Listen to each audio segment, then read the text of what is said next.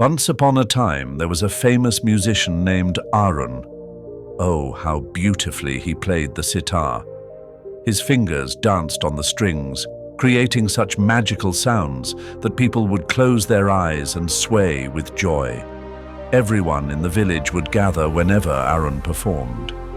He taught many students who dreamed of playing just like him one day. But one day, something terrible happened. Arun fell very sick with a high fever. The doctors gave him medicine, but after he recovered, he realized he could not hear anything. Not the birds singing, not people talking, and worst of all, not the beautiful music from his sitar. "What kind of musician cannot hear?" Arun cried. He became very sad and angry. He locked his sitar in a box and pushed it under his bed. "My life is over," he thought. His students came to his house, but he sent them away. "Go find another teacher," he told them. "I cannot teach anymore." Days passed, then weeks, then months. Arun stayed alone in his house, becoming more and more unhappy. The music had gone from his life, and so had his smile. The whole village missed his music. They missed the old, happy Arun. One rainy afternoon, someone knocked on Arun's door. It was a small girl named Meera with her mother. "Namaste, sir," the mother said. "My daughter Meera wants to learn music from you." Arun shook his head sadly. "I cannot teach anymore. I cannot hear." The mother smiled and said, "But sir, Meera cannot hear either. She was born deaf, yet she loves music with all her heart." Arun was confused. How can someone who cannot hear love music? This is impossible, simply impossible. But little Meera took Arun's hand and placed it on his old sitar that her mother had brought. She moved his fingers to strum the strings.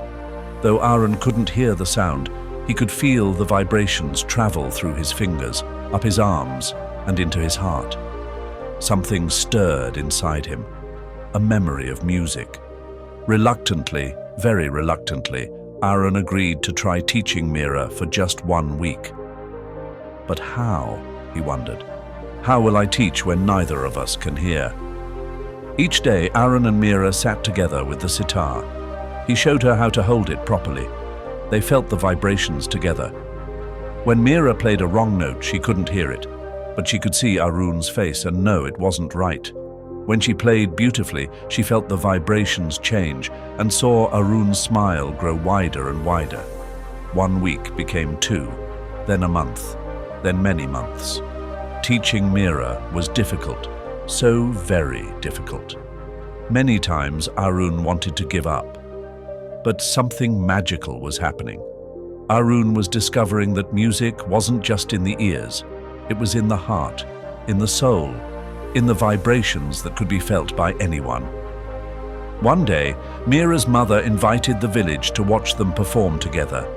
People came with doubt in their minds. "How can 2 deaf people make music?" they whispered. But when Arun and Meera began to play, feeling the rhythm together, everyone fell silent in amazement. The music was different but beautiful in its own special way. Soon, other deaf children came to learn from Arun. He opened a special school called Music Beyond Hearing. He taught his students to feel the vibrations, to watch for visual cues, and to play from their hearts. Together, they discovered new ways to experience and create music.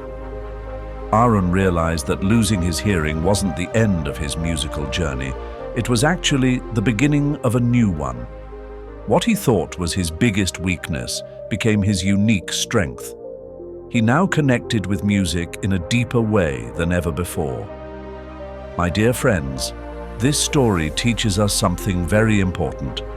Life will give us many challenges that seem impossible to overcome. We may lose something we value dearly. But remember, every challenge can open a new door if we have the courage to look for it. Just like Arun, we must not give up when difficulties come.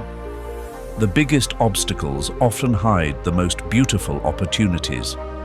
Our limitations can become our special powers if we change how we see them. Be brave when problems come. Share your struggles with others, because helping someone else might actually be the way to help yourself. And always remember, what makes you different is what makes you special. Your weakness today might become your greatest strength tomorrow. That is the magic of life, my friends. That is the true music that plays in all our hearts.